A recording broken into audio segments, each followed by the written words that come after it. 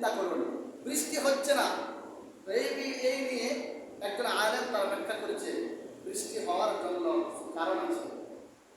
দেশের মধ্যে যখন নাফরমানি বেড়ে যাবে তখন বৃষ্টি আল্লাহ তাআলা নিয়ামত ছিনিয়ে আনবে। বৃষ্টি একটা নিয়ামত, বৃষ্টি একটা নিয়ামত। বেশি হওয়া গজব, মাঝে মধ্যে হওয়া নিয়ামত।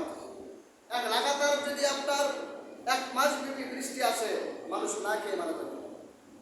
দুবাইয়ের মতো অবস্থা হবে, আর যে করুণ অবস্থা আমাদের হবে। তো বেশি হওয়া গজব, একেবারে না হওয়া গজব, মিডিলে থাকা রহমত। আমরা তো একটা পাচ্ছি না, বেশিও পাচ্ছি না, একেবারে হচ্ছে না, মিডিলেও তো না, একটা পাচ্ছি না।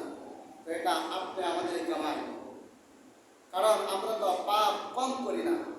এই যে সালাতুল ইস্তিসকা নামাজ পড়তে যে বাংলাদেশের মধ্যে কি এমন কোনো বুজুর্গ ওলামায়ে কেরাম নাই? কেন বৃষ্টি হচ্ছে না? হবে কি করে? আমাদের হুজুর একজন এটা ব্যাখ্যা করছে, হাদিসের মধ্যে আছে, মানুষ যখন যাকাত দেওয়া বন্ধ করে দেবে তখন আল্লাহ তাআলা নিয়ামত ছিনিয়ে নেবে। আজকে দেখেন কয়জন মানুষ যাকাত দেয়? এটা তো আল্লাহর দেওয়াই সম্পদ। যাকাত দেয় না, হিসাব করে যাকাত দেয় না, আল্লাহ তাআলা আমি নিয়ামত করে দিয়েছিলেন। আরেকটা হচ্ছে, দেশের মধ্যে যখন আপনার